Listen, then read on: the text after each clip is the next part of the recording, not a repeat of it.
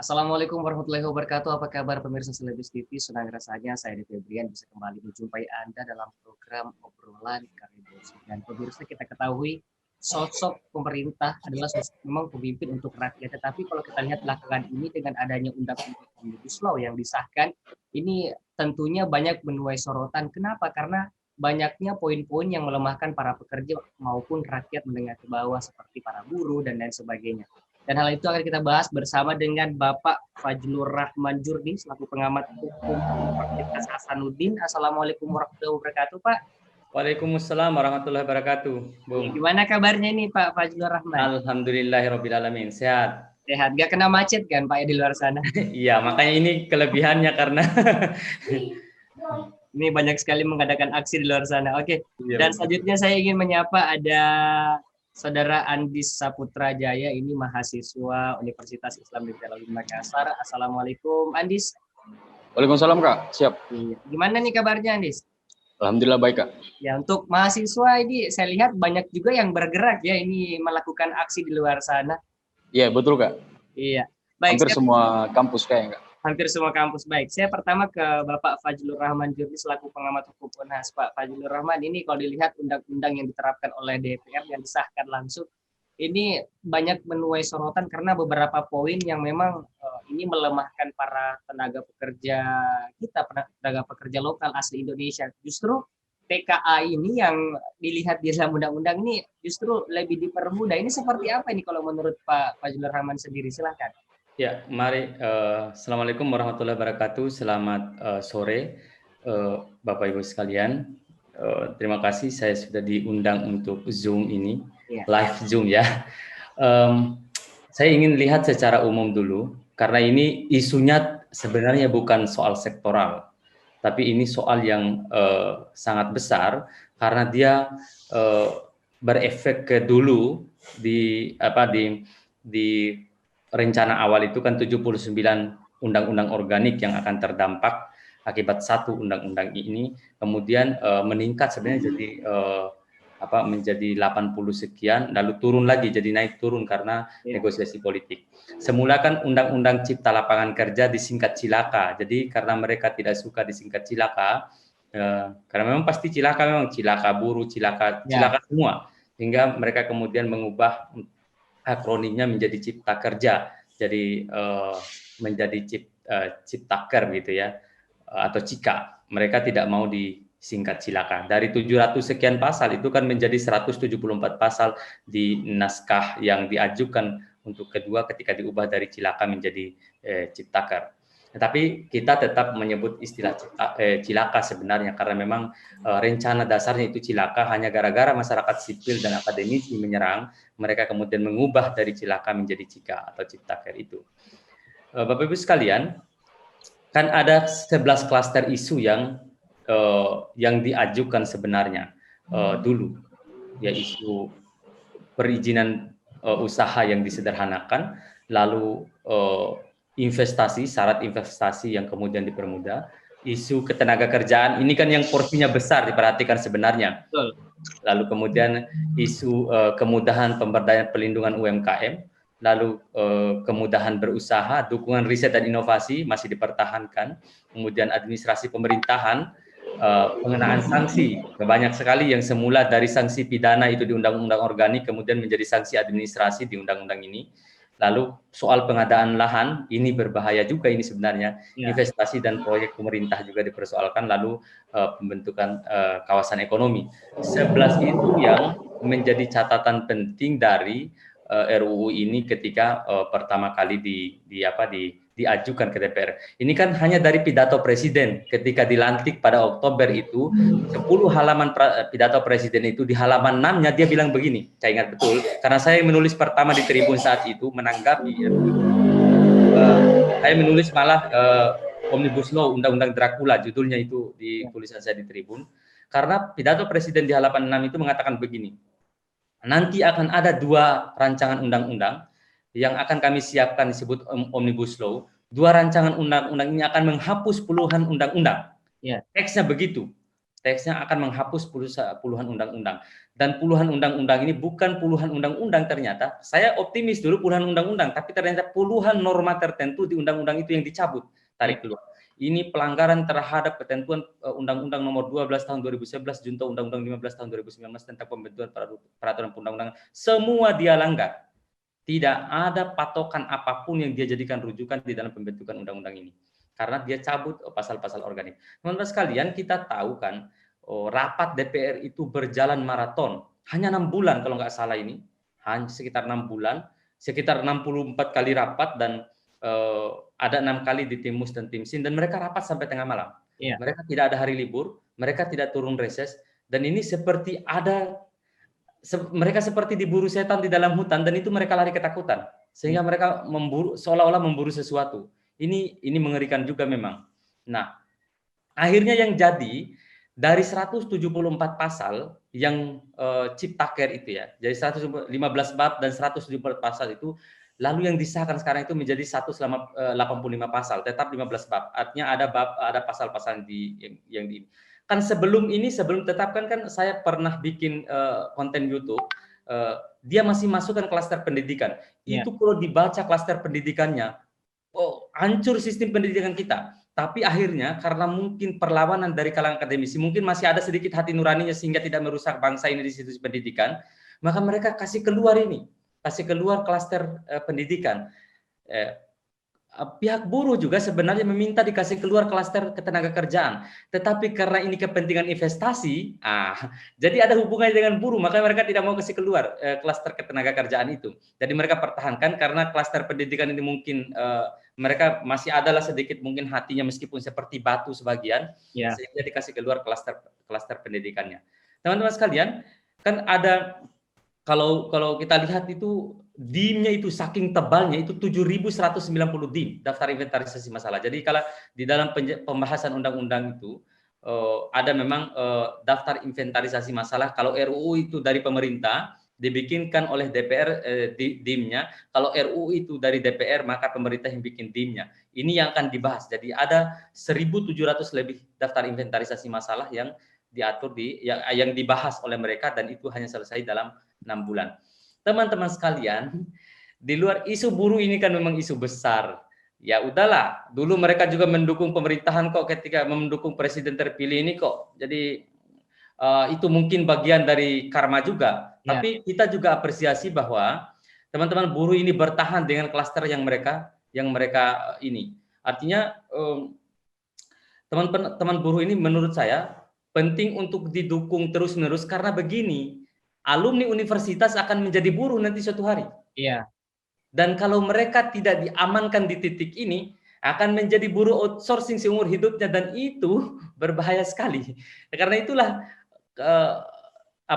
kita harus terus mendukung demo ini, dan memang kalau mau dipikir sih efektif atau tidaknya tidak terlalu bersoal karena ini sudah tetapkan. Memang yang mesti kita siapkan sekarang adalah bagaimana caranya ini di GR di Mahkamah Konstitusi. Isu-isu penting menurut saya adalah kalau isu lingkungan misalnya kan begini. Atau isu perizinan dulu lah. Seluruh izin itu ditarik ke pusat. Maka ini yang disayangkan oleh teman-teman yang sekarang sedang konferensi pers, bahwa seluruh izin itu ditarik ke pusat. Jadi semacam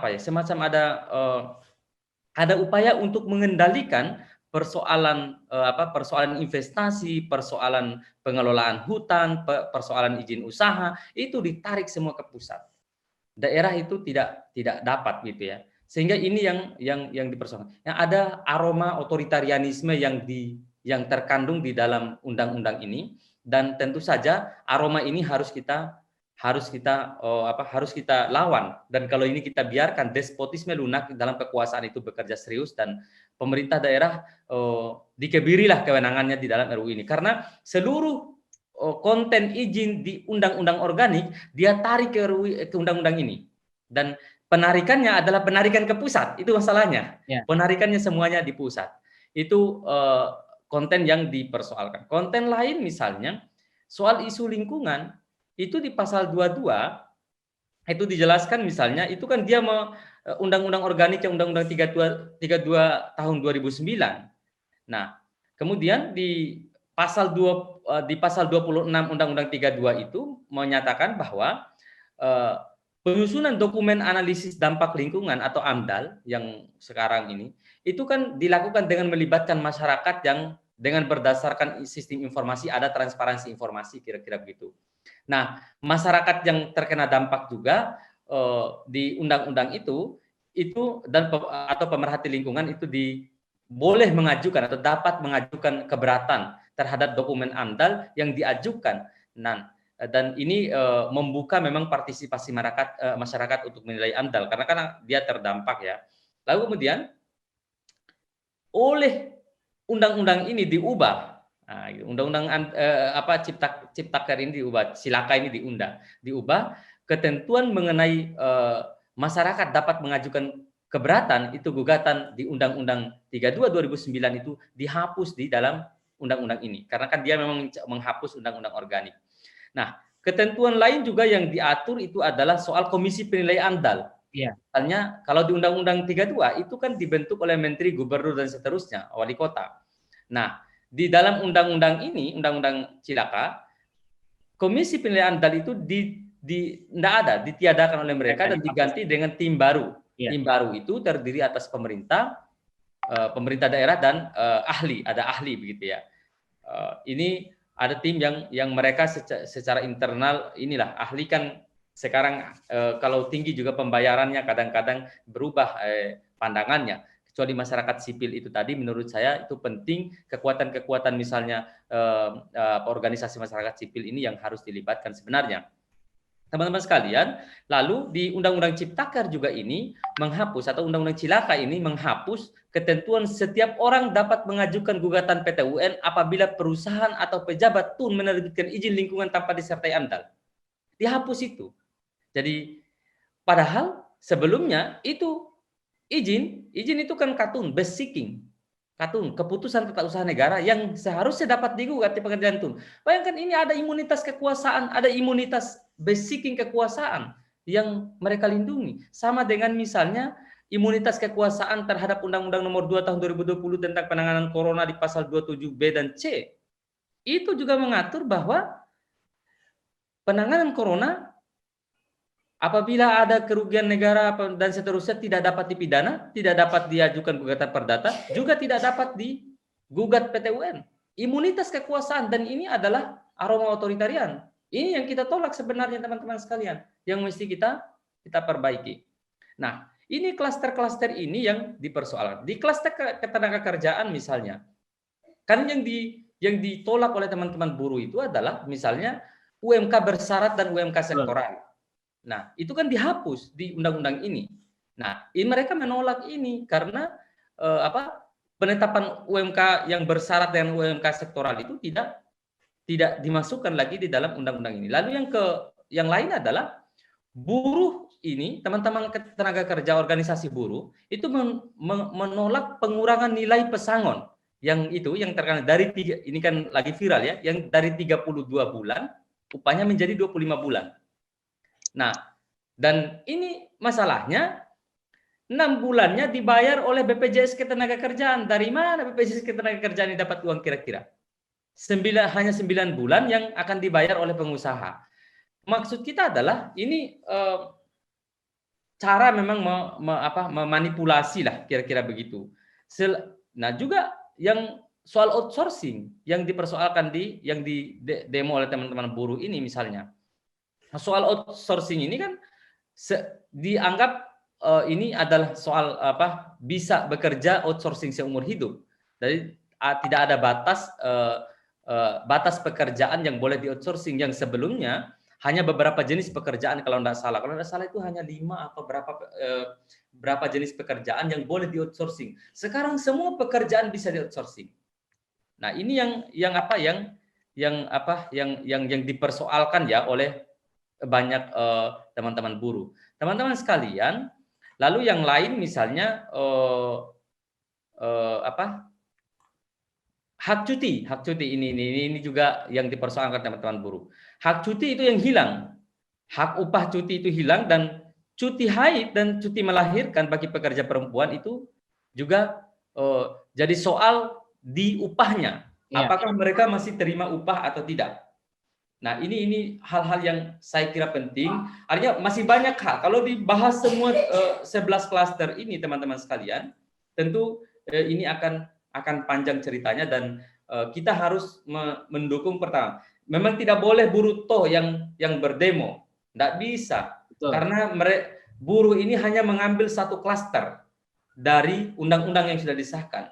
Artinya kita harus mendorong semua stakeholder, semua yang terdampak itu harus melakukan perlawanan terhadap undang-undang ini. Dan kita salah satu perlawanan yang paling konstruktif sekarang saat ini adalah menunggu pengundangan, keluarnya nomornya, kita GR di Mahkamah Konstitusi. Cara GR-nya menurut saya bagi per klaster. Teman-teman buruh nanti gugat klaster ketenaga kerjaannya.